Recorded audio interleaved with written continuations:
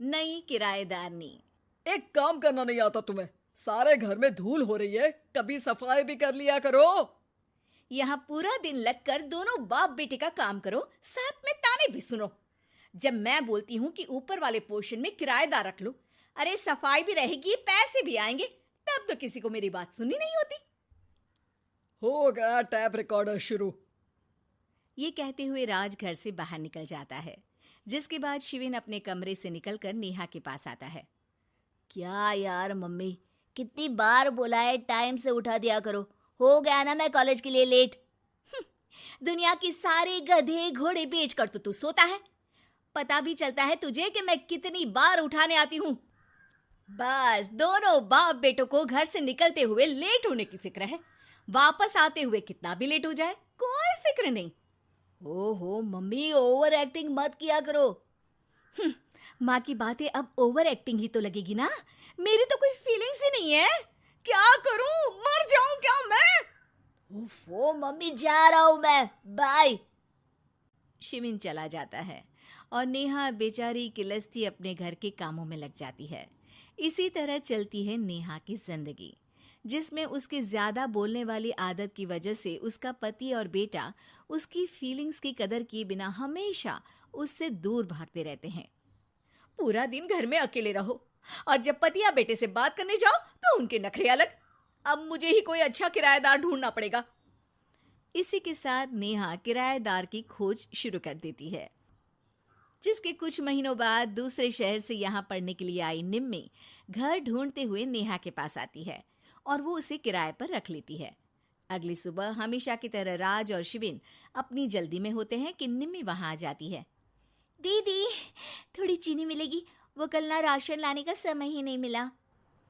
निम्मी को देखते ही दोनों बाप बेटे की जल्दी वहीं खत्म हो जाती है और वो निम्मी को इम्प्रेस करने की रेस में भागने लगते हैं। अरे मम्मी को क्यों परेशान करना, मैं हूं ना। अरे तूने आज तक अभी किचन की शक्ल भी देखी है? रुको, मैं लेकर आता हूँ। चीनी का डिब्बा कौन सा है और कहाँ रखा है वो तो पता नहीं है दोनों को, फिर चीनी के अपने मुंह से निकलने जा रहे हो किचन में। अरे मैं तो बस तुम्हारी मदद करने के लिए बोल रहा था। है क्या? मदद? और वो भी तुम करोगे? सच में? अरे कोई तो सच बताओ, सुबह सुबह दोनों बाप बेटे कोई सूखा नशा करके तो नहीं आ गए ना? अरे कैसी बेकार की बातें करती हो मम्मी। अरे जब कौवा अचानक हंस की चाल चलने लगेगा तो शक होना तो लाजमी है ना। घर का ऐसा माहौल देख निम्मी वहां से जाने ही लगती है कि राज उसे रोक लेता है। अरे आपने चीनी तो ली ही नहीं? इट्स ओके भैया, मैं आज बिना चाय की ही कॉलेज चली जाऊंगी। जहां एक तरफ भैया सुन राज का दिल टूट जाता है, वहीं कॉलेज सुन शिविन खुश हो जाता है। वैसे आप कौन से कॉलेज में हो? इस पर निम्मी जवाब देने ही वाली होती है, लेकिन नेहा टोकते हुए बीच में बोल पड़ती है। अब दोनों को देर नहीं हो रही। हद है इनसे भी, कहीं बात बनने ही नहीं देंगे मेरी तो। अरे जा रहे, अब यहाँ बचाई क्या है?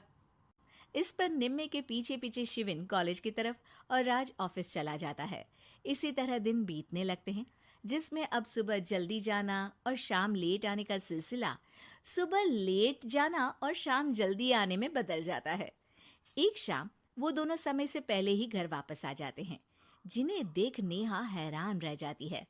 हाय मेरे रब्बा, अरे पहले घर जल्दी आना शुरू कर दिया और आज तो उससे भी जल्दी। कहीं मैं कोई सपना तो नहीं देख रही? मतलब अब क्या हम अपने घर भी जल्दी वापस नहीं आ सकते? अरे घर तो कितने सालों से तुम्हारा ही है, पर लगता है कि अपना ही है, इस बात का एहसास अब हुआ है। वो सब ठीक है मम्मी, निम्मी कहाँ है, जरा उसे बर्थडे विश तो कर दूं। अरे वाह रे, आज तक तो अपनी माँ का बर्थडे तुझे याद नहीं रहा, उसका बहुत याद है। वो तो मुझे पापा ने याद दिलाया है। हैं? अरे क्या बोल रहे हो तुम, झूठे? नहीं बेबी, देखो मुझे तो तुम्हारा बर्थडे भी याद नहीं रहता, तो उसका कहाँ से याद रहेगा मुझे? तौबा, मैंने तो किराएदार रखकर अपनी ही पैर पर कुल्हाड़ी मार ली। बेटा तो बेटा, यहाँ तो बाप भी किसी से कम नहीं है। इतनी देर में निम्मी भी घर वापस आ जाती है, जिसे देखते ही शिविन हैप्पी बर्थडे गीत गाता हुआ उसके पास चला जाता है। हैप्पी बर्थडे निम्मी। बताओ आज क्या चाहिए तुम्हें? हाँ हाँ, मांग लो ना इसकी जान। अरे नहीं नहीं, मुझे कुछ नहीं चाहिए, बल्कि मैं तो आज आप लोगों को कुछ देने आई हूँ। क्या क्या देने आई हो? निम्मी अपनी बैग में से मिठाई का डिब्बा और शादी का कार्ड निकालती है।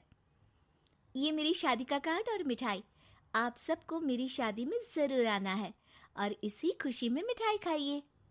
निम्मी की बात सुनकर जहाँ शिविन और राज शॉक में आ जाते हैं, वहीं नेहा हंसने लगती है। दिल के अरमां आंसुओं में बह गए। नेहा की बात से कंफ्यूज्ड निम्मी उससे इसकी वजह पूछती है, जिस पर नेहा अपने पति और बेटे की सारी करामातें उसे बताती है। आई कांट बिलीव, आपको मैंने भैया बोला, और शिविन तुम्हें तो मैं हमेशा छोटे भाई की तरह समझती हूँ, लेकिन कहते हैं ना, man will be always man. लेकिन आज से ये विमेन सेम नहीं रहेगी इनके लिए।